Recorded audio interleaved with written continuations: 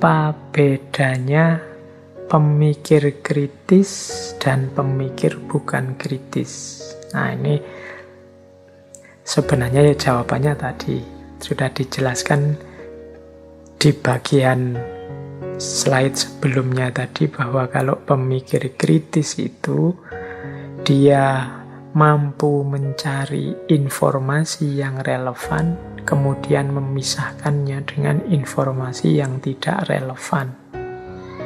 Yang kedua, dia mampu menggunakan informasi yang relevan tadi untuk menyelesaikan masalah, sehingga wawasan informasi yang relevan tadi tidak sekedar dihafalkan, diingat, tapi juga dijadikan jalan untuk problem solving. Itu kan tadi cirinya 2. Kalau yang tidak kritis berarti sebaliknya. Dia hanya pokoknya ada fakta, ada informasi, dikumpulkan semua. Semuanya dianggap sama pentingnya. Nah, ini namanya tidak kritis. Kalau teman-teman nanti mungkin nulis skripsi, tesis, atau disertasi, kemampuan mencari informasi yang relevan ini penting. Kalau kita tidak cerdas, tidak kritis mencari informasi, mungkin kita akan banyak keluar biaya, banyak keluar tenaga. Harusnya butuh data hanya 5, kita bisa mencari 10, 20. Karena kita tidak mampu menyeleksi sampai ketemu yang 5 tadi, akhirnya semua dikumpulkan saja. Nah, ini malah menyusahkan. Akhirnya kita keberatan dan nulisnya akhirnya lama. Karena kita tidak pintar mencari dan memisah mana informasi yang relevan dan tidak relevan. Ini menunjukkan kita kurang kritis.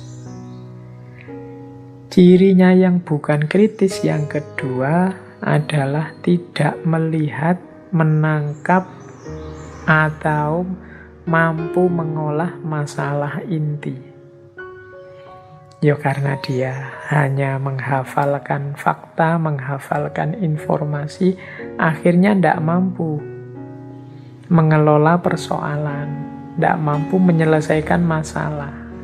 Bisanya kan cuma reseptif, menerima informasi, menerima wawasan dari yang lain.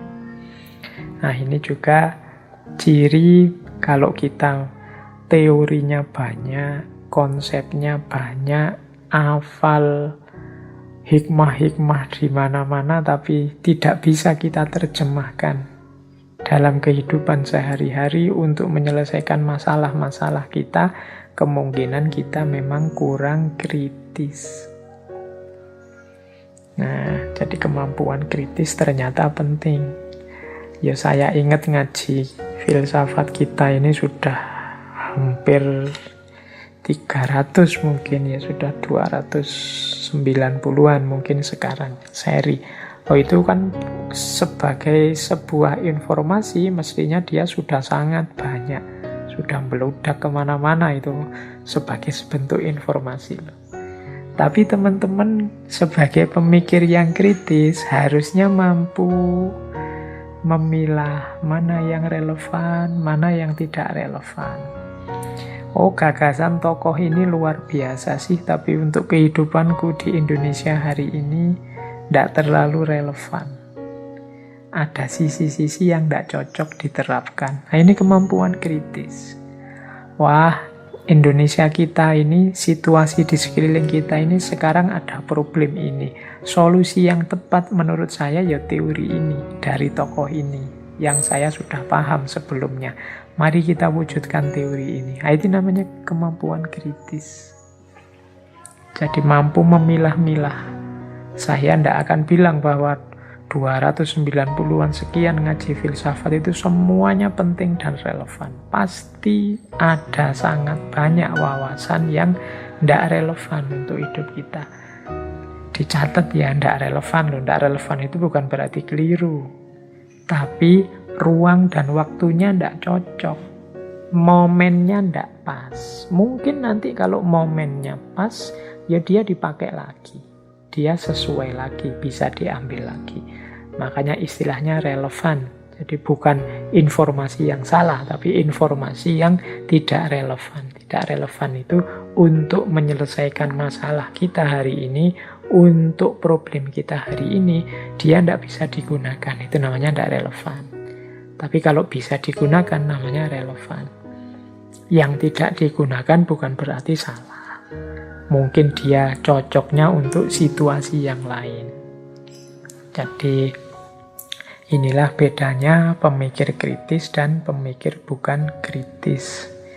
Teman-teman boleh mengidolakan siapapun, teman-teman boleh mengikuti tokoh yang disukai siapapun, tapi semoga tetap kritis.